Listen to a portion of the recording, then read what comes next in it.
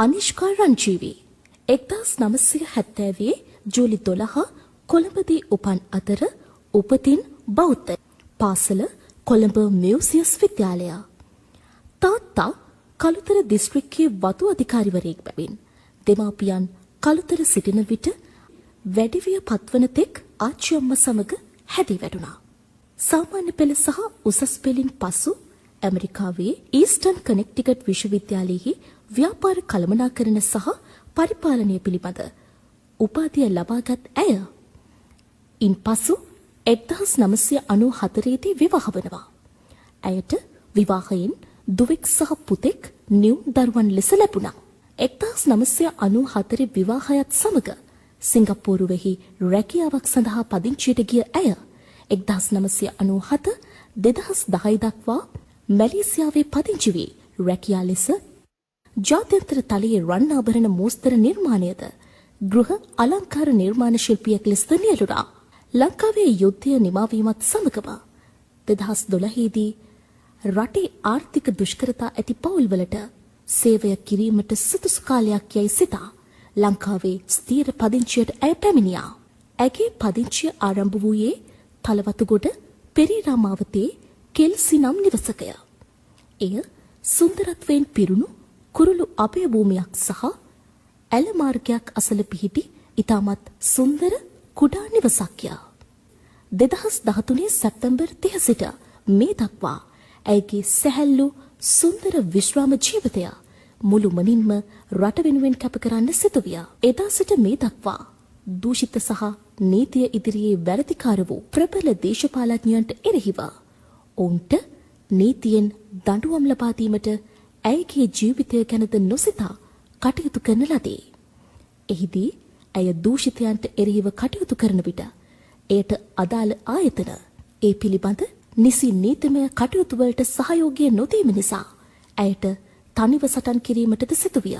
සිංහ දේනුවක් ගොදුර දැහැගන්නකම් නොසැලී සටන් කරන වාසේ ඈද නොසැලී තනිව රට වෙනුවෙන් සටන් කර රටට යුක්තිය ඉෂ්ට කර දුනේ. රට අගතියට දමන මේ දූෂිතයන්ට එරෙහිව සටන් කරන විට ඇයට කාන්තාවක් ලෙස දරුණු අභියෝගවලට මුහුණ දීමට සිදු විය. මරණ තර්ජන පමණක් නොව හඹාවිත් මැරීමට තැත් කිරීම වලටද ඇයට මුහුණ දීමට සිදු වුණා. ඇගේ දූෂිතයන්ට දඬුවම් ලබා දීමට ඇති විශිෂ්ට හැකියාව ගැන දූෂිත පුද්ගලයන් දැක් වූ බිය නිසා ඇගේ දූෂිතයන්ට දඬුවම් ලබා දීමට ඇති විශිෂ්ට හැකියාව ගැන දූෂිත පුද්ගලයන් පවා බියෙන් පසු වුණා.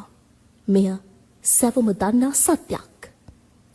මේ දූෂිතයන් පළවා හැරීමේ කටයුත්තේ ඇය නියැලෙන නිසා ඇයට සිදුවුණු කාන්තා හිංසන අඩට්ටියට්ටම් අතර ඇය ඇගේ රැකියාවෙන් උපයාගත් ධනයෙන් ඇගේ දරුවන් දෙදෙනා වෙනුවෙන් මිලදීගත් පෙරේරා මාවතේ සුන්දර ඉඩම් දෙකද ඉතා අඩු මුදලකට විකුණන්නට සිදුවීම ඇය මුහුණ දුන් විශාල ප්‍රශ්නවලින් එකක් පමණයි.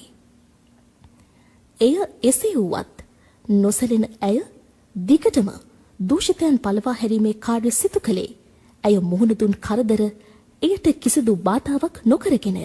ඇය මේ සියලු අභියෝගවලට මුහුණ දී පසුබට නොවී දූෂණයට එරෙහිව වැඩ කරන අතර රටේ ආර්ථික දුෂ්කරතා ඇති හඬක් නැති ජනතාව වෙනුවෙන්ද සටන් කිරීමට බැඳී සිටින්න ඇයටම දුන් පොරොන්දුවක් බව ඇය පවසන්නේ අදිෂ්ඨානශීලීව පෙරදැරිවයි. ඇගේ මේ කැපවීමට හේතුවත් එයයි. මේ කාල සීමාව තුළ ඇගේ වෘත්තීය දහඩිය මහන්සියෙන් උපයාගත් මුදල් වලින් මේ රටේ අඩු ආදායම්ලාභී ජනතාවගේ සුවසිද්ධිය වෙනුවෙන් ඇය කළ මෙහෙවරද අතිමහත්ය.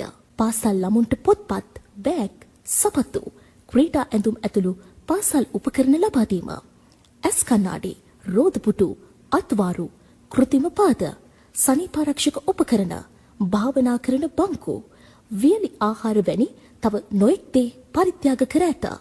දීර්ඝකාලීන රෝගීන් සඳහා ප්‍රතිකාර සඳහා වෛද්‍ය පහසුකම් සැපයීම සහ මූල්‍යමය වශයෙන් උපකාර ලබා දීම, කිසිවක් කර කියාගත නොහැකි දුක්ඛිත තත්ත්වයේ සිටි රෝගීන් සඳහා සෞඛ්‍යමය පහසුකම් සහ ආහාර පාන සැපයීම ඇය කළ සත්කාරයන් අතර සුවිශේෂ ඒවාය. තවද මගින් රටට සංවිධානය ඇය පිහිටුවීමට හේතු වූයේ ඉහත කී සියලු කාරණා නිසාය.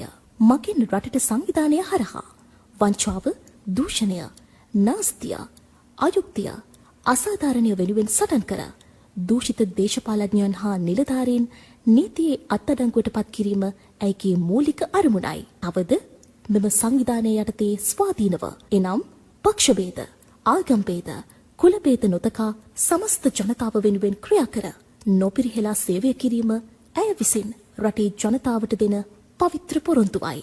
වසර 12ක් කාලයක් පුරාවට දේශපාලන ක්ෂේත්‍රයේ මෙන්ම විවිධ ආයතන තුලද සිටි දූෂිතයන් පළවා හැරීමේ කටයුත්ත නොසැලී කරගෙන යන විට විවිධ බොරු අපරාධ චෝදනා මත නඩු හබවලටද මුහුණ දී ඒවාද ජයග්‍රහණය ඇය ලබා ගත්තේ ඇගේම ස්වෝත්සාහයේ අප්‍රතිහතභාවය නිසාවෙනි. ප්‍රබල දේශපාලඥයෙකු මෙන්ම සෞඛ්‍ය ඇමතිවරයාද වූ කිහෙලිය රඹුක්වැල්ල සිදු කළා වූ බාල බෙහෙත් ඒ ජාවාරම රටටම හෙළිකර ඔහුව නීතියේ රැහැනට අල්ලා දීම ඇය කළ දූෂිතයන් පළවා හැරීමේ විශේෂ සිදුවීමක් විය. ඒ බාල බෙහෙත් ගෙන්වීම නීතියට හසු කර නොදුන්නා නම් තව කී දහහක ජීවිත අහිමි වීම ආබාධවලට ලක්වීම වෙන්න තිබුණාද? සැබවින්ම ඇය අපගේ ශ්‍රී ලංක මෑණියන්ගේ උදාර දියණියක්ම නොවේද? අප රටේ සුපිරිසිදු අනාගතයක් වෙනුවෙන් අපේ දරු පරපුරට සනීපාරක්ෂක සේවා ලබා දී දරු පරපුරේ සුරක්ෂිතභාවය ගැන හොඳ විමසිල්ලෙන් සිටීමද ඇයගේ ප්‍රධාන අරමුණු වලින් එකකි. කාන්තා හා ළමා අපචාර වලින් තොර ලක් දෙරණක් බිහි කිරීම